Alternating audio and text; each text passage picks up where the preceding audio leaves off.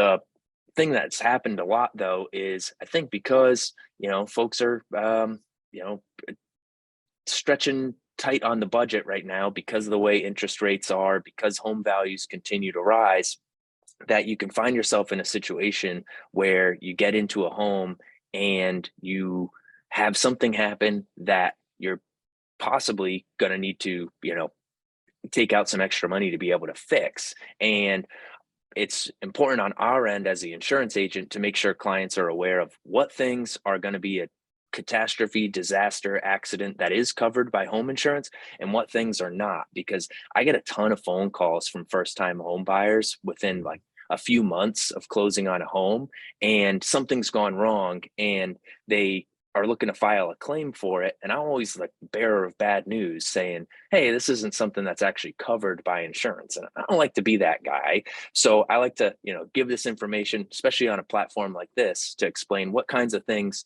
you might want to have a little emergency safety budget for while you're shopping for a house, just in case they happen. Because while it's all well and good that you're buying an insurance policy, that's going to be a great insurance policy, it's just something that insurance might not cover.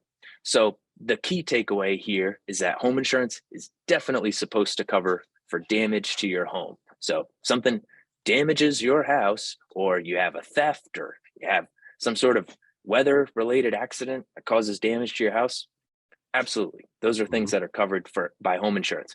But what's not covered by home insurance, and maybe this is where you might want to look into a home warranty or something, depending on what your options are when you're buying a house, are your regular wear and tear, your things that are expected to happen. Because I had a call, most recent example was a young couple bought a house in Rhode Island, and about a month in, their furnace stopped working. And their furnace was, it's going to be a pretty expensive repair. And they wanted to put in a claim on their home insurance. I asked them, did something happen to the furnace? Like, was there, like, did a pipe burst and it caused the furnace to, like, crack because the water hit it and the heat, caused the metal to break? Or was there some sort of, accident that actually damaged it? And the response was like, no, it just kind of like stopped working. And unfortunately, that's, as much as I'd love for an insurance policy to cover something like that and help take care of these folks, it's not the accident. It's not the,